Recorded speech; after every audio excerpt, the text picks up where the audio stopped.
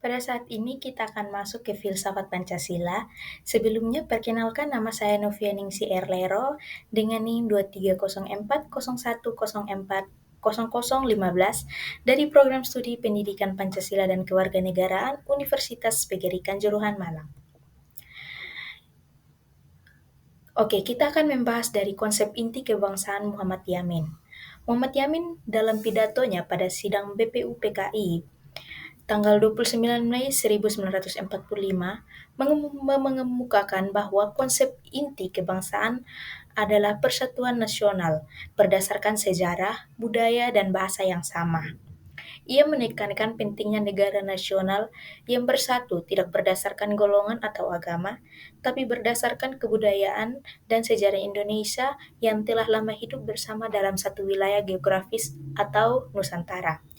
Menurut eksplorasi, Yamin percaya Indonesia sudah menjadi satu kesatuan sejak zaman kerajaan Nusantara, yaitu Kerajaan Sriwijaya dan Majapahit. Kemudian ia juga mengusulkan dasar negara yang terdiri dari peri kebangsaan, peri kemanusiaan, peri ketuhanan, peri kerakyatan, dan kesejahteraan rakyat. Oke, kita masuk ke inti kebangsaan menurut Profesor Supomo. Profesor Supomo menyampaikan konsep negara integralistik pada 31 Mei 1945. Konsep inti kebangsaannya adalah negara yang menyatukan seluruh individu dalam satu kesatuan organik tanpa mengutamakan kepentingan individu atau golongan tertentu. Ia juga menolak liberalisme dan mengusulkan negara yang mengutamakan kebersamaan, persatuan, dan kekeluargaan. Eksplorasinya itu adalah negara integralistik.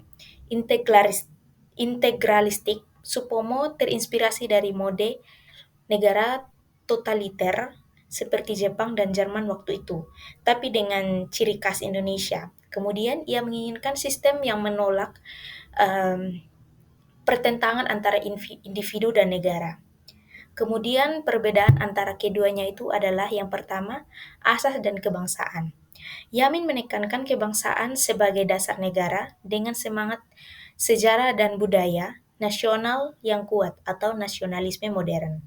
Kemudian Supomo juga menekankan kesatuan bangsa dalam bentuk negara integralistik, menolak pertentangan antara individu dan negara atau kolektivisme. Kemudian hubungan agama dan kebangsaan. Perbedaan antara Yamin dan Supomo ini, yaitu menurut Yamin mendukung prinsip ketuhanan, tapi negara bersifat sekuler atau tidak berdasarkan agama tertentu. Kemudian menurut Supomo mengakui pentingnya agama, tapi menekankan bahwa negara harus netral dan menjamin kebebasan beragama. Kemudian kita masuk ke poin C, yaitu paham ideal bangsa Indonesia.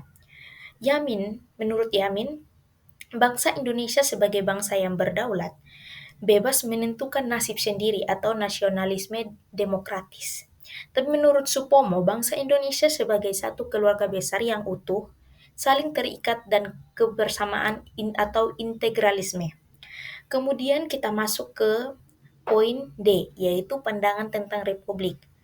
Menurut tokoh berdua ini memiliki banyak perbedaan, tetapi maksud mereka juga ini masuk ke dalam suatu kesatuan untuk membentuk negara Indonesia, yaitu menurut Yamin mendukung sistem republik sebagai bentuk negara ideal.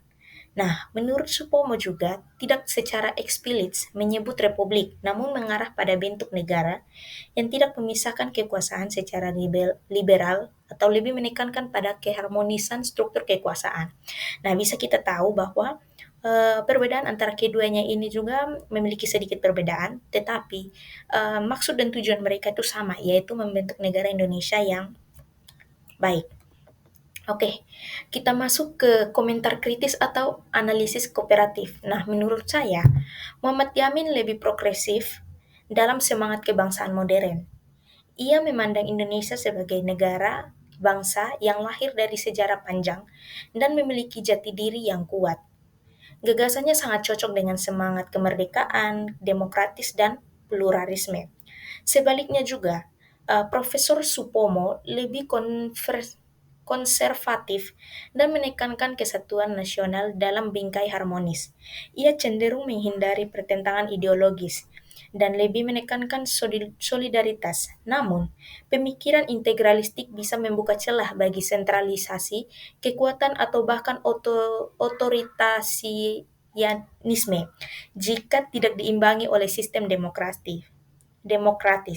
Kritiknya itu adalah gagasan Yamin lebih cocok untuk negara modern dan menghargai pluralitas. Kemudian gagasan Supomo lebih membahayakan demokratis jika diterapkan tanpa pengawasan. Nah, em, mungkin dari materi-materi yang tadi kita juga bisa tahu siapa sih apa lebih menekankan pada kesatuan bangsa Republik ya. Kemudian em, kita masuk ke pencerahan atau solusi. Dari perbandingan kedua tokoh tersebut, solusi terbaik untuk membangun Indonesia adalah menghubungkan keunggulan dari keduanya. Nah, seperti tadi. Yang pertama, ambil semangat nasionalisme progresif dan demokrasi yaitu Yamin.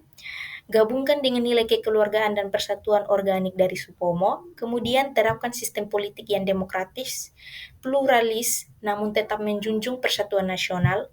Kemudian negara harus netral secara agama, namun tetap menjamin kebebasan beragama. Kemudian dengan pendekatan ini, Indonesia juga dapat membangun bangsa yang kuat, berdaulat, adil, dan inklusif. Nah, untuk teman-teman yang penasaran, siapa sih tokoh kedua ini? Yaitu mereka tuh yang memperjuangkan dasar-dasar negara Indonesia. Nah, kita masuk ke uh, ini adalah Profesor Profesor Muhammad Yamin, sarjana hukum dan Profesor Dr. Raden Supomo. Sekian untuk video kali ini. Mohon maaf apabila ada kesalahan. Sekian dan terima kasih.